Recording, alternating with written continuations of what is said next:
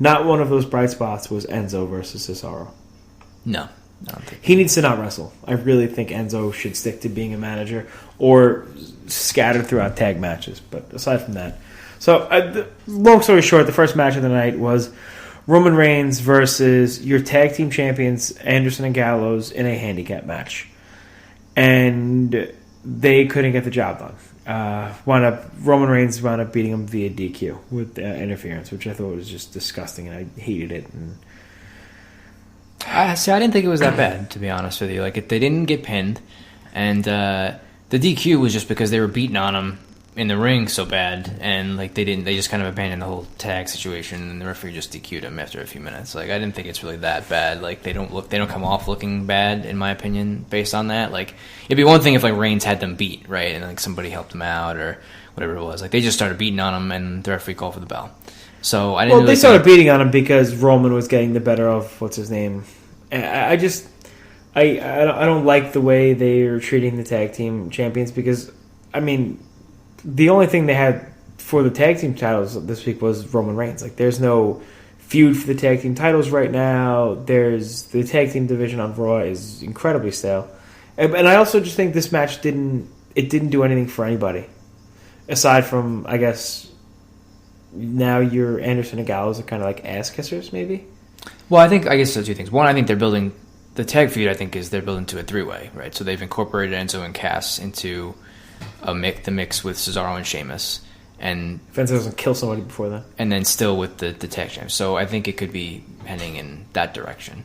As far as this goes, I guess, yeah. I mean, I guess they just kind of the tag champs tried to align themselves with the heel commissioner in some sense, and they just wanted to beat up Roman Reigns for whatever reason. So, that's just what they went out there to do. That didn't really do the segment really didn't do a whole lot in general. But like, I think they're just trying to. Reigns and Strowman are going to fight at Fastlane, so I guess they're keeping those guys apart for a little bit until Fastlane comes up. Next, I really don't know what they're doing with the New Day. Any idea? I don't think they have any idea either. So I think they're just kind of on a treadmill right now. I don't know if they're going to throw them back into the tag title mix for WrestleMania or not. But Kofi Kingston beat Bo Dallas in 2 minutes. I don't really have much. Nope, nothing good happened. I don't want to talk about the cruiserweights either. Can we skip that? You see this guy Jack Gallagher? Yeah. Yeah, he's got an umbrella. He's got an umbrella, but do me a favor, just watch NXT, and you're going to see the exact same thing this week. Because apparently, what's cool now is every UK wrestler to be like this kooky, funny, witty, kind of carny wrestler kind of guy, and it's very frustrating because you have guys that can legitimately wrestle, and they talk about like William Regal. Yeah, show me when like Regal and Finlay would have these ridiculous spots where he's doing airplane spin and squats, and he's jumping off the top rope with an umbrella like Mary Poppins. Like there's a time and place for all that, but it's not, it's too much. Oh, do you want to talk about Mark Henry? No. Braun Strowman beat Mark Henry in 4 minutes, 50 seconds, or whatever it was. The idea, I guess, was to try to just make Braun look more powerful by beating a big guy. But, yeah, whatever. He's just treading water for another couple weeks until the fight's Reigns. So. This is where it turned around, I think. Yeah, Samoa Joe did a sit-down interview with Michael Cole in the back, and I thought that was really well done, especially on Joe's part specifically.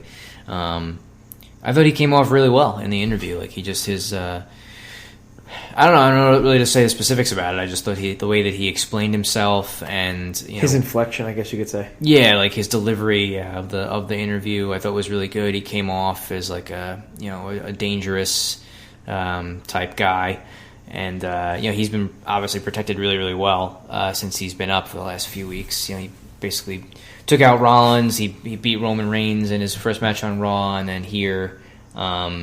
He did this promo, and then afterwards, after Sami Zayn had defeated Rusev, he came out and attacked Zayn and kind of took him out pretty much right after the match, because I think he had made some reference in his promo to like how he wasn't just happy to be here like each week like Sami Zayn, like a cheerleader pretty much. Yeah, and then Zayn kind of responded to that in a post-match promo, and then because of that, then Joe came out and beat the crap out of him.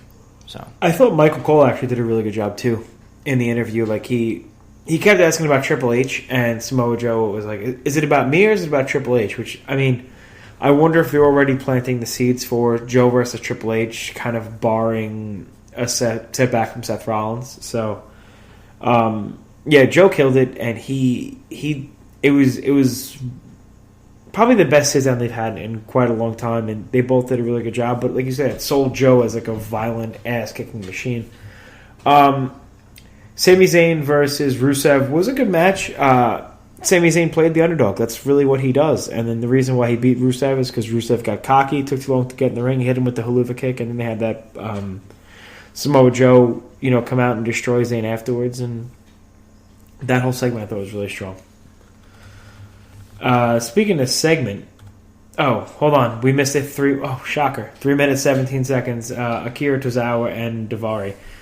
Yeah. It was a good match. It was quick. They did get a lot of stuff in 3 minutes, but Tozawa gets the win, and I believe they're doing something where Brian Kendrick is like young boying Tozawa, and he's saying he's mentoring him and stuff like that. So, but the commentary table was like Aries, Corey Graves, Kendrick, and Byron Saxton. It's like, Saxton was still out there because Cole hadn't. Yeah, I was Cole there too. Maybe it was Cole. I don't remember. I fell asleep. But there was 4. Like, what is with them and like 5 and 6 people at the commentary table? I don't know. It's ridiculous. Yeah. Smackdown last week, it was like Baron Corbin, The Miz, Maurice, and then JBL, Morrow, Tom Phillips, and Otunga. Yeah. And Otunga. You said, what are you doing? I have no idea who's who.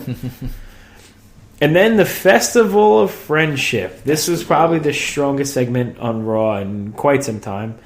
Jericho's just a beast. He's carrying this whole segment. He came out with the Tom Jones. Was that who it was? I'm not sure, but it was a very the show was in Vegas, so it was kind of very played up that way, and with all the different things that were going on, and so he came out and he had a bunch of gifts for Owens, including there was a sculpture that he had bought. There was a painting. The painting was my favorite. It reminded me of in Wedding Crashers. Painting was a gift, Todd. Keeping the painting. So there was that, and then I forget. There was one other gift. I can't remember what it was. I forget what he gave. The Magician. The Magician. That's right. So he gave him that. Oh, and then he also brought out Gilberg. He was supposed to be. Yeah. Owens thought it was going to be Goldberg. He brought out Dwayne Gill as Gilberg, and Owens beat the crap out of him pretty quick. And Owens was kind of mad, I guess, because he thought the idea was that they were going to lure Bill Goldberg out and they were going to beat him up before Owens had to fight Goldberg at Fastlane. That didn't happen. So anyway, the culmination of the segment was Owens had apologized briefly and gave Jericho a gift, which was a new list of Jericho, but in fact it was the list of KO, as the sticker on the back of the clipboard said, and on the list was Chris Jericho's name. So as soon as Jericho read that, then Owens attacked him and turned on his partner at least, and beat him up for a few minutes, including an apron powerbomb on the outside of the ring, and then threw him into, I don't know if that was supposed to be a TV or what it was, but threw him through the barbershop window. Yeah, something. The fake glass. What do you mean fake glass? Yeah, it's like sugar glass or something like that. I thought it was real. That looked like real glass. I don't think it's real. Really? Yeah. Son of a bitch! I'll Google it, but I'm pretty sure it's not. Sure.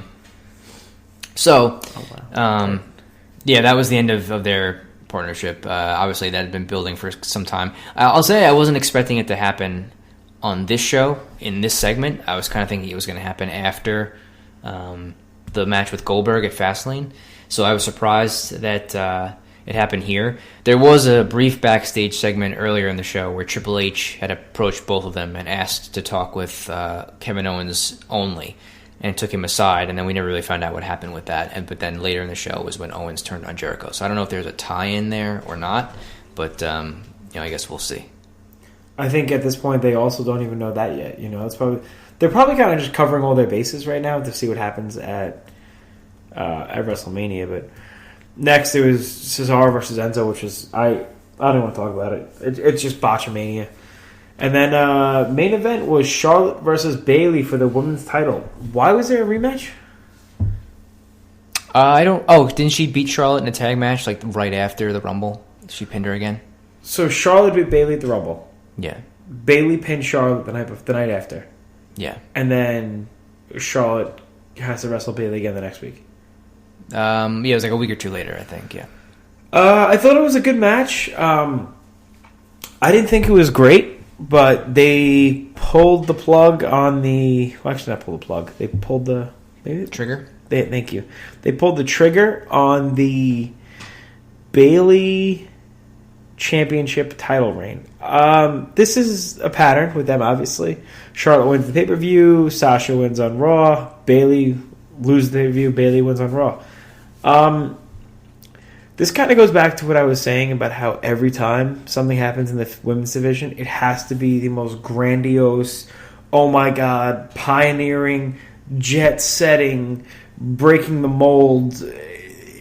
We get it, you know. The only problem is there was no heat for Bayley. Like, people liked Bayley when she first came in, and then she fizzled out very, very quickly because they didn't know how to book her, and they would put her in mixed tag matches with Cesaro and Sheamus for weeks again, with the New Day and stuff like that. So, the match was pretty good. It was a good match. It wasn't great. It wasn't Omega versus Okada 6 stars. It wasn't.